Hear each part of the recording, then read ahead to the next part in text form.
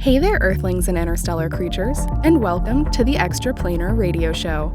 Creature X here, preparing for transmission. For the uninitiated, you will be hosting an extraplanar entity for the duration of tonight's broadcast. So, please secure all belongings, clear your reception space of all non-receiving life forms, and finalize emergency and end-of-life plans. We here at the Extraplanar radio show do our very best to ensure all of our symbiotic attachments are completely safe and secure. Though, please be advised that disengaging from symbiosis before the transmission is complete may result in adverse side effects. Transmission ready, stand by for countdown, and remember, it's only fiction.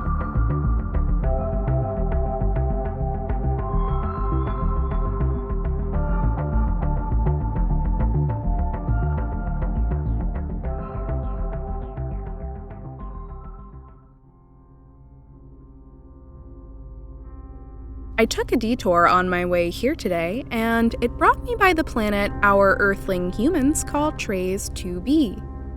Now, I would tell you its intergalactic name, but that would be quite the string of incomprehensible sounds. So today, we settle on Trays 2b. I flew by Trays 2b and noticed the most beautiful blanket of fog hovering over it, and the planet glowing beneath it. As I'm sure you all know, Trays 2b reflects nearly no light, a planet black as night itself.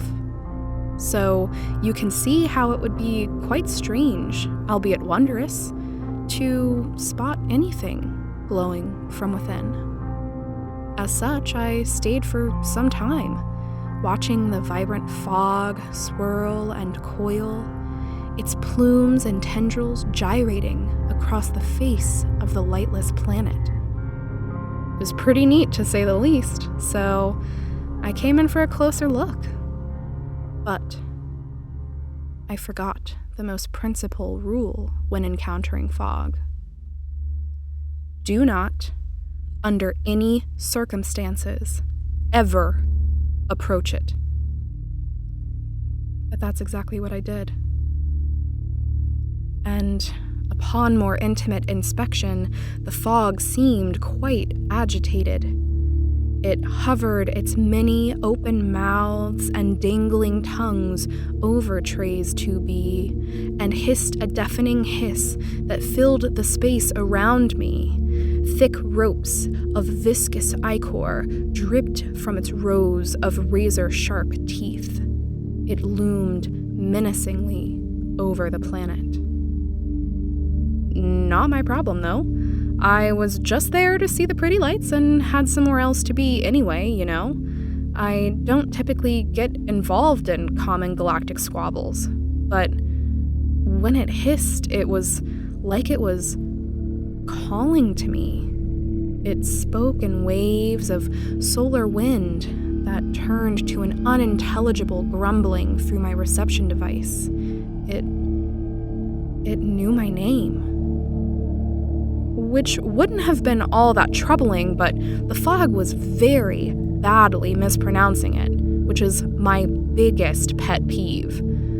I tried to communicate back, to tell the fog it was getting it all wrong, but I don't myself actually know how to transmit messages via solar wind, and I think that's all it understands.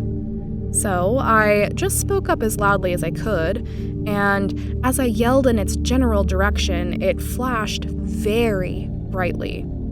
So bright, it illuminated Trays 2b more than I thought possible. And yikes, Trays 2bians!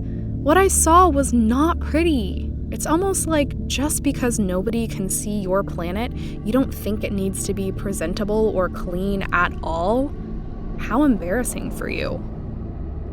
If any listeners on Trays 2b hear this, there's nothing I could have done to help you anyway. Hope you get that sorted out. For anyone traveling near Trays 2b today, keep an eye out for fog. It's certainly keeping an eye out for you.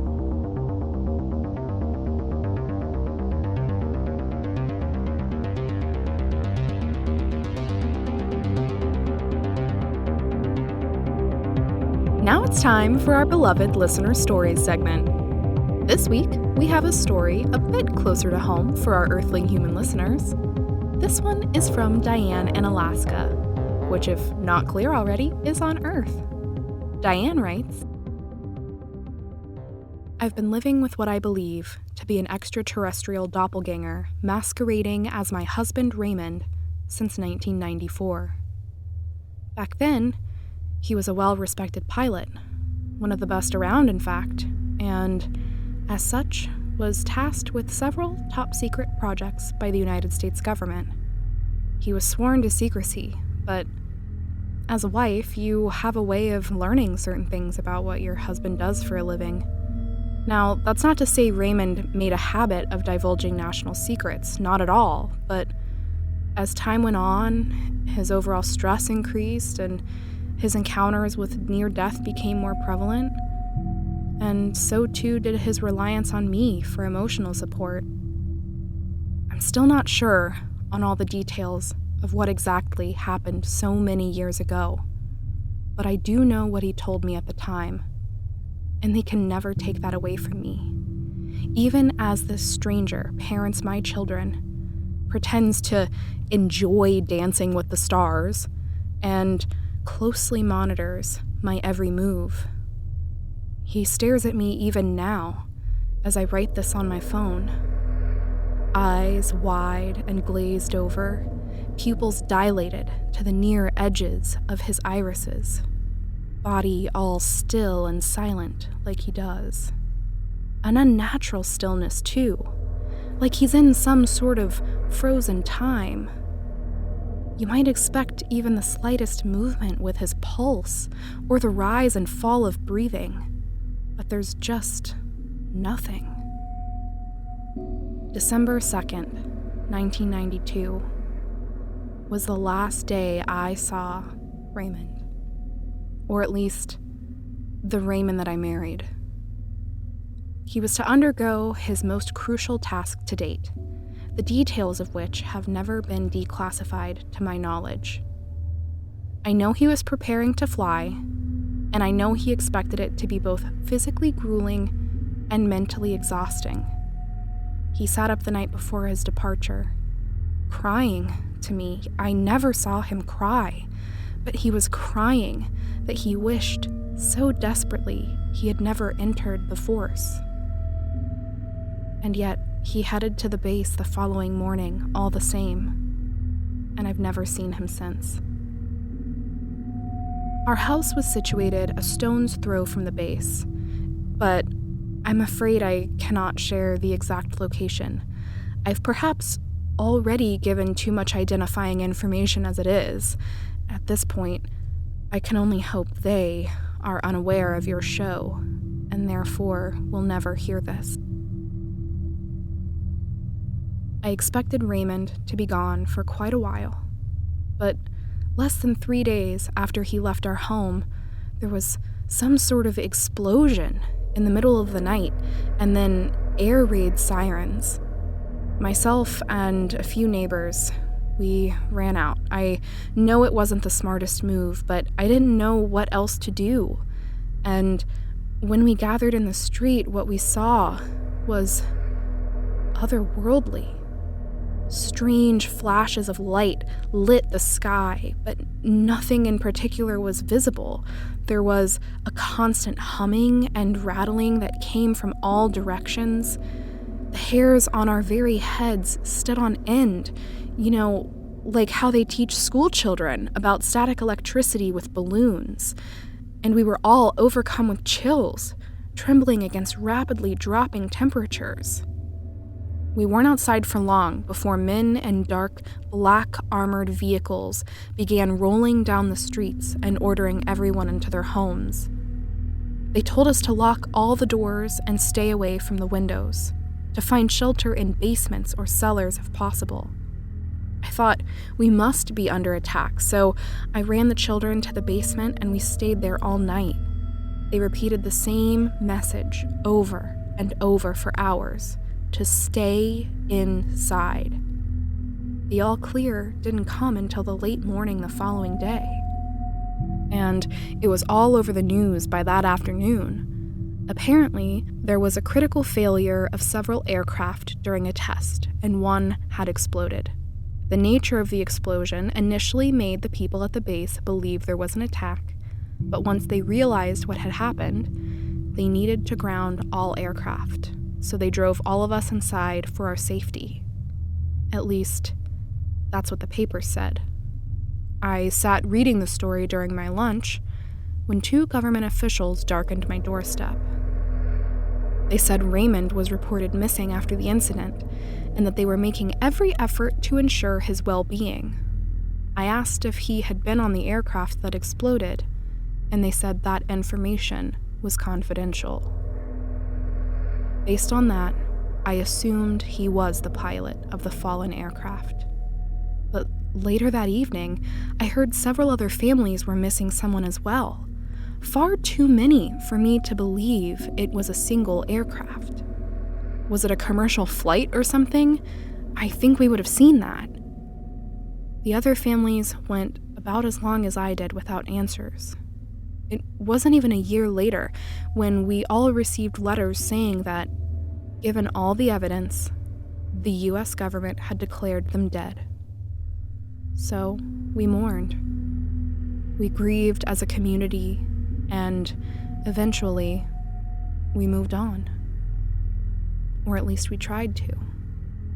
2 years out, I felt like I was really starting to move on with my life. Some of the other widows in town formed a support group, and I was very active with them. And then, on Christmas Day, 1994, US government officials brought Raymond to my doorstep. No explanation, no apology, just him.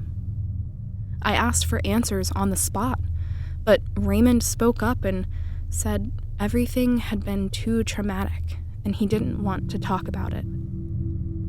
The men said they were providing compensation and free counseling for the entire family, so I left it at that for the time being. It was a long while before Raymond and I even sat in the same room together or had a conversation. Quite some time after that before we were even intimate again.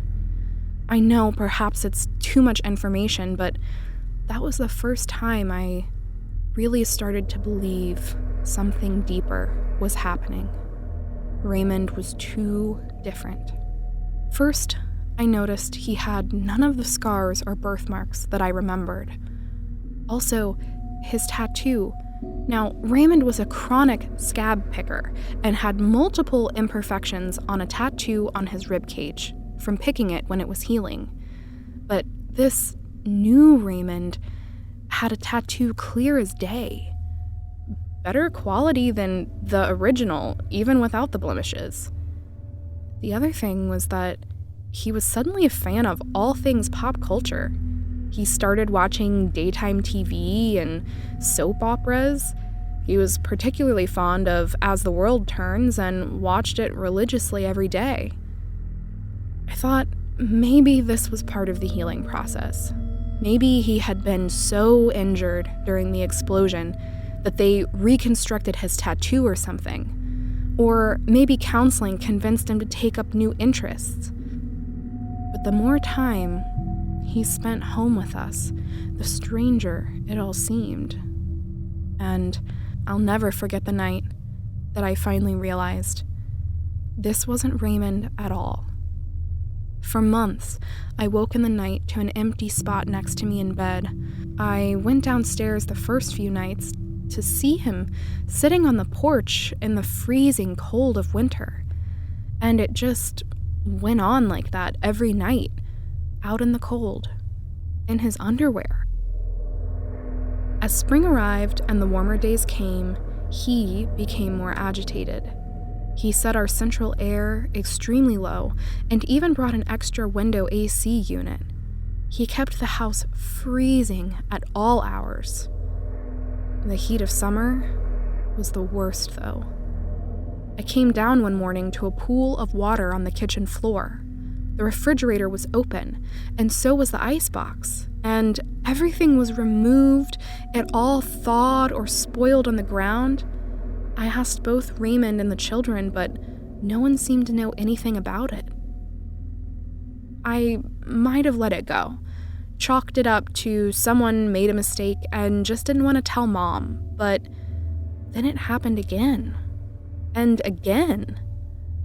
I finally got curious and woke myself up one night.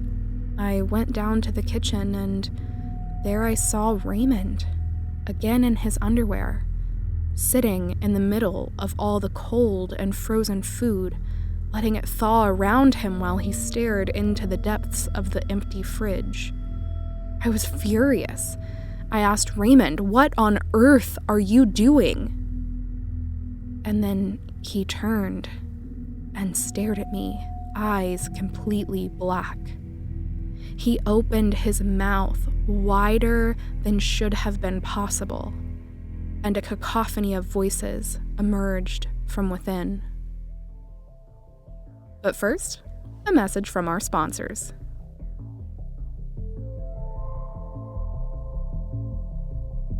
This episode of the Extraplanar radio show is sponsored by Jerry. He did this just so I would have to read his name and acknowledge his presence. Fuck off, Jerry. This episode is also sponsored by the 1,000-year rainstorm on Linza BX33451R, aptly named because the storm has been raging for 1,000 years with no plans for stopping.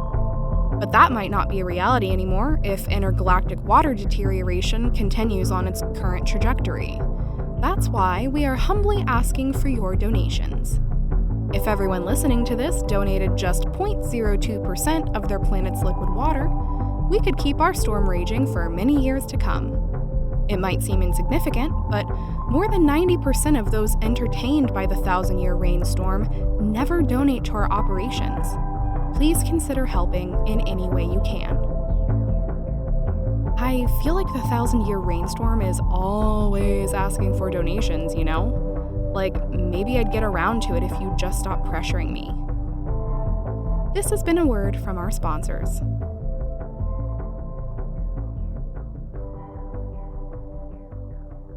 Raymond turned to me and spoke in a voice that echoed like 1,000 others were housed within it. I'm just having a midnight snack, Diane. But my Raymond was obsessed with his fitness and health. He never would have eaten a midnight snack. That's how I know, without a doubt, this, whatever this is, it's not my husband. I'm not sure why it's taken me all these years to tell someone. I don't know, maybe I like this creature more than I liked Raymond? It's hard to admit, but he's certainly more agreeable now. He knows all the names of the women on The View, and he helps me fold the laundry. He even cleans up after himself, on his own, without me having to ask. Sometimes I still wonder what happened to my Raymond, though. And if he's okay wherever he is. Hilarious story, Diane. As always, I am endlessly entertained with the messy lives of our earthling human listeners. If you have a listener story to submit, feel free to do so by going outside at night. You can use your transmission device to beam your story right up into the sky, and I will find it. Well, that's about all I have for you this time, but stay tuned next week when we discuss other things.